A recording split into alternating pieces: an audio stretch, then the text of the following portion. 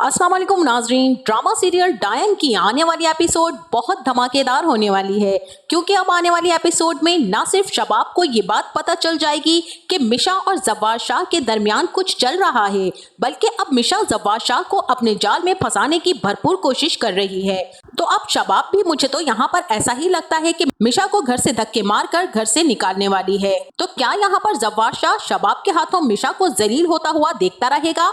क्या मिशा को शबाब धक्के मारकर घर से निकाल देगी? और क्या मिशा इतनी आसानी से अपना बदला लिए बगैर यहाँ से चली जाएगी? तो ये जानने से पहले अगर आपने हमारा चैनल अभी तक सब्सक्राइब नहीं किया है तो बहुत शुक्रिया के साथ पहले चैनल को सब्सक्राइब कर लीजिए। जैसा कि अब मिशा ने अपना बदला लेने के बारे में पक्का प्लान बना लिया है और अब उसे कोई भी नहीं रोक सकता। यहाँ पर अब मिशा ने अपना बदला जकिया से तो पूरा कर लिया है और जकिया की मौत के बाद जव्वार शाह अब शबाब को मुंह तक लगाना नहीं चाहता है और अब तो शबाब को कोई भी घास नहीं डालेगा, क्योंकि वाकई में शबाब की कोई गलती तो नहीं थी, लेकिन जकिया के मरने की वजह से शबाब तो कातिला बन गई और जकिया मजलूम बन गई। मिशा की इतनी चालाकियों की खबर शबाब की माँ को तो जरूर होती जा रही है और अब शबाब की माँ मिशा पर नजर भी रखने लगी है, क्योंकि अब यहाँ पर मिशा को तो दो काम मिल चुके हैं। एक तो वो हुनैन शाह को संभालती है और साथ साथ हुनैन शाह के बाप जव्वार शाह के सारे काम भी करती है।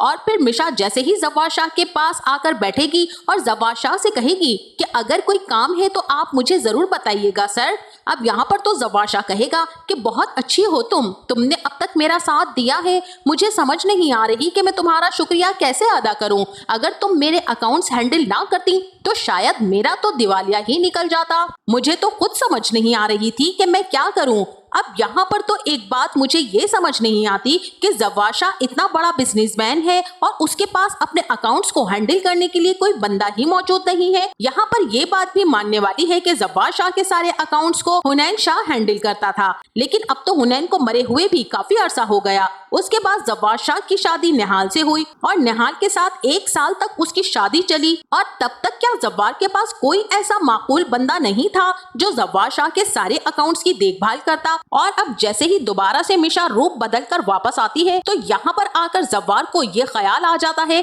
कि मेरे पास तो कोई आदमी ही नहीं है जो उसके अकाउंट्स को संभाल सके, और उसने फिर ये जॉब मिशा को दे दी। यानी कि यहाँ पर जव्वार शाह अभी तक सिर्फ और सिर्फ इसी बात का इंतजार कर रहा था कि मिशा आएगी और आकर उसके अकाउंट संभालेगी। इसी के साथ वहीं दूसरी तरफ मिशा भी जव्वार शाह को अपनी तरफ मुतवज्जा करने के लिए बहुत सी ऐसी चालें चल चुकी है और आइंदा आने वाली किस्त में भी वो कुछ ऐसा ही करने वाली है। अब वो अपने चेहरे पर कुछ लगाकर आ जाएगी और कहेगी कि बस आपकी मेहरबानी है सर, मुझे तो वैसे ही जॉब की बहुत जरूरत थी, आपने मुझ पर इतना बड़ा एहसान किया और बहुत ज्यादा मेहरबानी की है मुझे 2 जॉब ऑफर करके। यहाँ पर जव्वार शाह कहेगा कि मिशा तुम्हारे चेहरे पर कुछ लगा हुआ है, जिसके बाद जव्वार शाह अपना हाथ बढ़ाकर मिशा के चेहरे से कोई चीज उतारने वाला है और ये सारे का सारा मंजर यहाँ पर शबाब की माँ तो जरूर देख लेंगी। जिसके बाद शबाब की माँ शबाब के पास जाएंगी और शबाब से कहेंगी कि तुम्हें पता भी है कि इस घर में क्या हो रहा है शबाब, जो कुछ इस घर में हो रहा है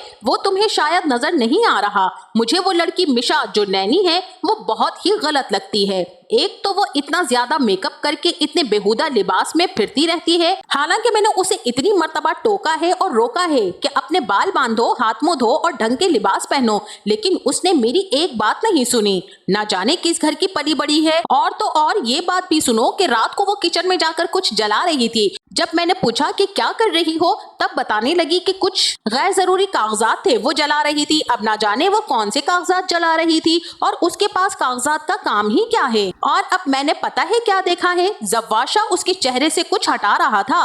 वो जव्वार शाह के साथ कुछ ज्यादा ही अटैच होती जा रही है। और शबाब तुम इतनी कमजोर क्यों हो गई हो जव्वार शाह के मामले में, तुम्हें क्यों ऐसी चीजें नजर नहीं आती हैं? अब यहाँ पर भी शबाब अपनी माँ को साफ कह देगी कि वो लड़की तो मुझे पहले दिन से ही खटकती है, लेकिन जव्वार मेरी बात सुने तब ना, उसने तो पहले भी उस लड़की को बिना जांच पड़ताल के रख लिया और अब भी जब मैं उसे कहती हूँ कि मिशा को निकाल दो, उसकी जरूरत नहीं है, तो वो यहाँ पर किसी की भी बात नहीं सुनता। खास तौर पर वो मेरी बात नहीं सुनता है माँ। मैंने जव्वार शाह को बहुत समझाने की कोशिश की है, पहले तो वो मेरी बात टालता तक नहीं था, लेकिन अब उसे पता नहीं क्या हो गया है। और अब जकिया की मौत के बाद जब से जकिया गई है वो मुझसे बहुत ही ज्यादा उखड़ा है। जिस घर की मैं मालकिन हुआ करती कहती थी, अब इस घर में मेरी 2 टके की औकात है, मुझे कोई कुछ समझता ही नहीं है। क्योंकि अगर जव्वार शाह के ऊपर से उसका सहर ना उतरा तो हो सकता है कि वो जव्वार शाह को तुमसे छीन ले और जव्वार शाह तुमसे छीन जाए, क्योंकि वो तो पूरी कोशिश कर रही है जव्वार को अपनी तरफ करने की।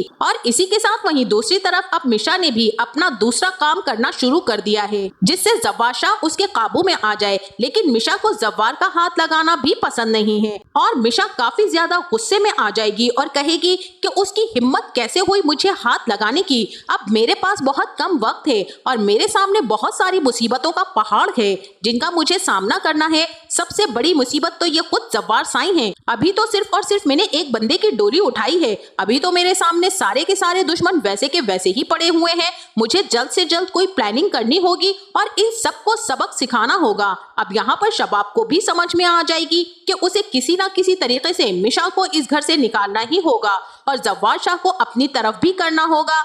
और अगर जव्वार शाह उसकी तरफ ना हुआ तो उसे काफी ज्यादा मुश्किलात पेश आ सकती हैं। शबाब भी गिरने की एक्टिंग करेगी और कहेगी कि मेरी तबीयत बहुत ही ज्यादा खराब हो रही है। अब यहाँ पर तो जव्वार शाह का दिल शबाब को देखकर फौरन से पिघल जाएगा और शबाब को पकड़कर शबाब से कहेगा कि शबाब तुम्हें क्या हुआ है, तुम ठीक तो हो ना।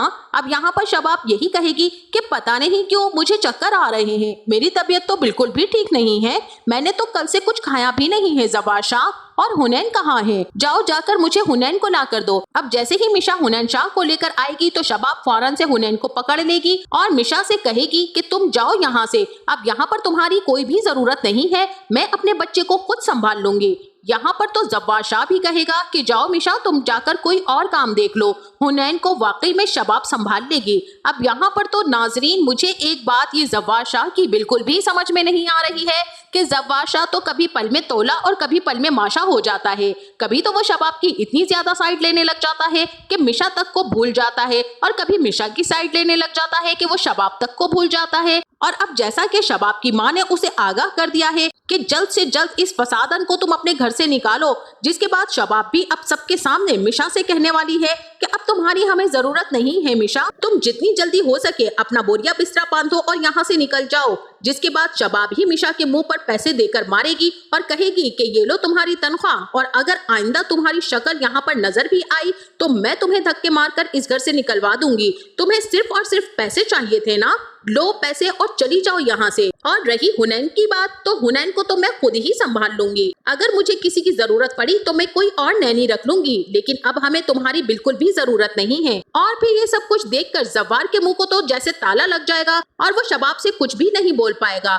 जिसके बाद मिशा भी अपना सामान पैक करेगी और जैसे ही जाने लगेगी तो जव्वार शाह भागता हुआ मिशा के पास आएगा और मिशा से कहेगा कि मिशा प्लीज मत जाओ, मैं तुमसे माफी मांगता हूँ, शबाब काफी ज्यादा गुस्से में थी और उसकी तबीयत भी ठीक नहीं थी, जिसकी वजह से मैंने उसे कुछ भी नहीं कहा। अब यहाँ पर मिशा कहेगी कि मुझे सबसे ज्यादा दुख और तकलीफ इसी बात का है कि आपने मैम को नहीं रोका और आपने उन्हें वो करने दिया जो वो करना चाहती थी। उन्होंने मेरी बहुत तजलील और बेइज्जती की है। अब मैं इस घर में एक लम्हा भी नहीं रुकूंगी, अब मैं इस घर में एक लम्हा भी नहीं रुकूंगी। अब यहाँ पर जव्वार शाह कहेगा कि प्लीज तुम ऐसा मत करो, मैं खुद बात करूंगा अब शबाब से, मैं उसे समझाऊंगा और उसे कन्विंस करूंगा, वो तुम्हें नहीं निकाल सकती है और अब तुम्हें कहीं भी जाने की जरूरत नहीं है और तुम इस तरह से नाराज होकर तो बिल्कुल भी नहीं जा सकती हो। लेकिन यहाँ पर मिशा जव्वार शाह से कहेगी कि अगर आप मुझे रोकेंगे ना तो आपकी बीवी आपसे नाराज हो जाएंगी। और फिर जव्वार शाह कहेगा कि मुझे अब शबाब की नाराजगी का इतना खौफ और डर नहीं रहा है,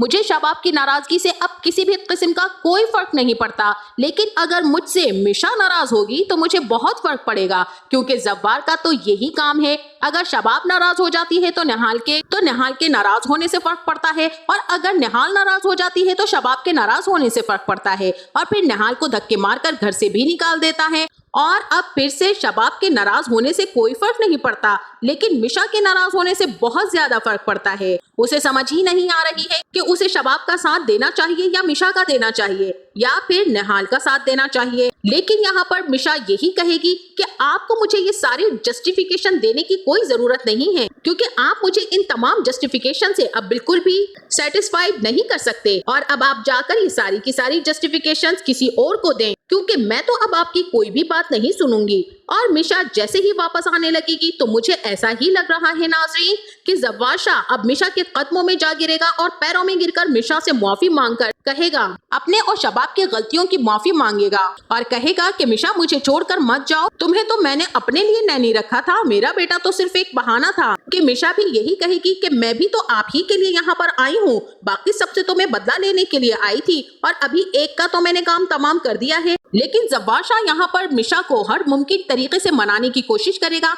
लेकिन मिशा यहाँ पर जब्बार शाह की कोई भी बात नहीं सुनने वाली है। अब वो नाराज होकर अपने घर वापस चली जाएगी, जहाँ पर डॉक्टर नवीद ने जिस पार्सल का जिक्र किया था, अब मिशा अपने उस पार्सल को रिसीव करेगी। और नाजरीन, उस पार्सल में क्या होगा, उसमें मिशा की वो तमाम चीजें मौजूद होंगी जिन हथियारों का इस्तेमाल करके वो इन सब को मारेगी। मेरा तो ख्याल है उसमें एक पिस्टल होगी, एक चाकू होगा, एक छुरी होगी। तो नाजरीन, आपका इस ड्रामे के बारे में क्या ख्याल है, हमें अपनी कीमती राय से जरूर आगाह कीजिएगा। जाते जाते वीडियो को लाइक और चैनल को सब्सक्राइब करना ना भूलिएगा। अपना बहुत सारा ख्याल रखिएगा। मिलते हैं नेक्स्ट वीडियो में, तब तक के लिए अल्लाह हाफिज।